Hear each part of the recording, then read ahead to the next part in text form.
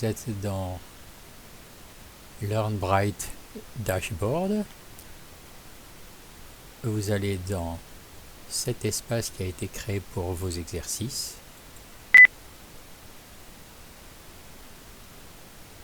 Cet espace est spécifiquement adapté à vos besoins de création. Cette flèche montre essentiellement ce que va dire un des robots, à savoir où est-ce qu'il faut cliquer pour pouvoir faire des modifications. Voilà cette petite fenêtre ici qui se clique. Très bien. Si vous voulez ne plus voir votre dos d'avatar, vous cliquez sur ce masque. Voilà, vous n'êtes plus gêné par la vue de votre dos d'avatar.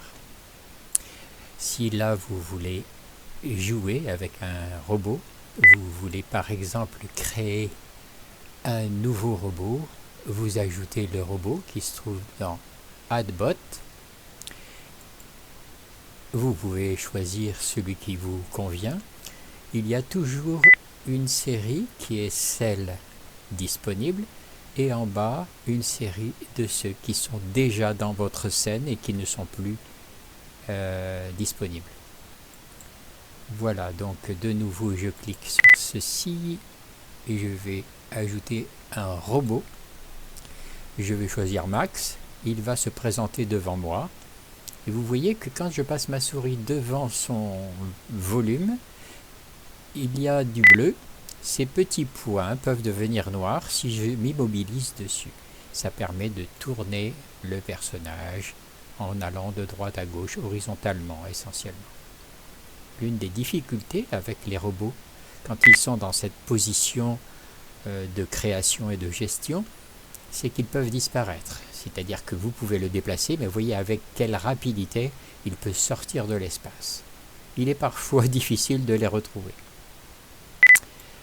Maintenant, si vous voulez ajouter quelque chose à ce robot, en mettant votre souris sur le personnage, vous allez attraper la bulle de conversation, petite bulle qui se signale de gris à blanc. Quelquefois, elle peut être gênée par la position du nom du robot et donc en tournant le robot, vous pouvez peut-être mieux accéder à la bulle loin du nom du robot Max. Quand je clique sur cette bulle, j'ouvre un espace. Cet espace va être évidemment plus ou moins volumineux si vous copiez-collez un texte ou si juste vous voulez dire bonjour.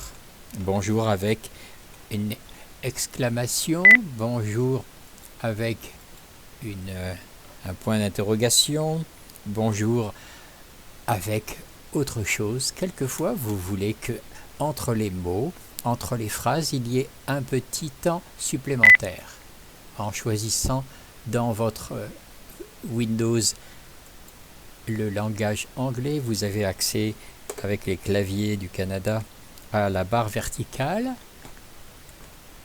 qui vous permet d'introduire un silence. Je suis Max. Voilà, il a ajouté quelque chose après un petit silence. Ce petit exercice n'est pas totalement terminé. Vous avez ici Add Camera et la possibilité d'ajouter des gestes. En cliquant sur Add Camera, vous avez la possibilité de vous montrer à celui qui visite votre espace de différentes manières, de loin ou de près, de très loin ou de très près. On choisit quelque chose d'intermédiaire. Vous pouvez faire un essai, voir comment ça marche. Bonjour. Je suis Max. Voilà, on revient après cet essai à la gestion où vous pouvez faire des corrections. Vous voulez ajouter un geste, par exemple, pas de geste ou un applaudissement. Ça peut être un applaudissement avant qu'il joue ou ça peut être un applaudissement après, quand il aura fini de parler.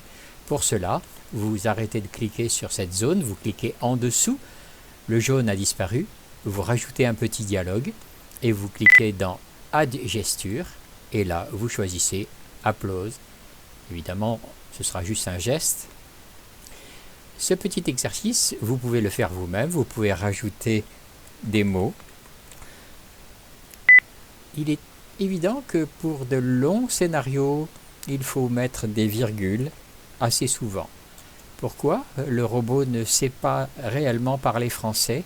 La longueur des phrases en français peut être un obstacle. Très bien. Ensuite, quand vous êtes arrivé là, vous faites Save, bien sûr. Et maintenant, vous êtes sorti de la gestion. Et si vous cliquez sur le nouveau robot, le voici, votre Max, il va vous parler. Bonjour. Je suis Max. Merci. Si vous voulez modifier, vous pouvez toujours modifier sa position. Start Editing. Edit. Et vous allez directement sur le personnage. Vous voulez changer sa position. Très bien. Vous cliquez sur la croix. Ça va faire apparaître les zones bleues. Vous allez pouvoir le faire tourner. Vous pouvez évidemment le déplacer. En faisant fonctionner votre souris en avant ou en arrière, vous regardez, vous sortez complètement de l'espace. Vous pouvez vous avancer proche de lui. Vous pouvez décider de le faire venir sur la table. Vous voulez le faire passer à côté de la porte. Ne lâchez surtout pas votre souris quand vous faites ce clic gauche. Voilà, et vous pouvez le mettre dans une position de dialogue avec Marie. Il est évident que quand vous allez lui parler, je stop editing en haut à gauche, quand vous allez lui parler, vous allez évidemment vous retrouver face à lui. Bonjour. Je suis Max. Merci. Voilà.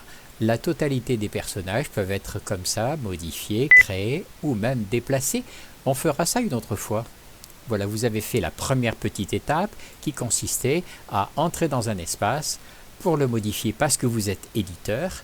Vous avez accès à cette possibilité de modifier Edit. plein de choses à l'intérieur de cet espace. Il est évident qu'il y a aussi cette espèce d'engrenage qui montre des settings supplémentaires. Tout un tas de choses sont possibles. On peut même modifier le nom. Il s'appelle Max, mais on peut l'appeler Maxime si ça vous fait plaisir. C'est le nom qu'il portera uniquement dans cet espace, puisque par ailleurs, il porte déjà un nom. Ici, il faut Save Item. Attention de ne pas choisir Delete, il disparaîtrait pour toujours. Voilà, c'est gagné. Je clique à côté de cette fenêtre, elle va disparaître. Je clique en haut à gauche sur Stop Editing et nous avons maintenant un personnage qui, au lieu de s'appeler Max, s'appelle Maxime. Cette petite leçon est terminée.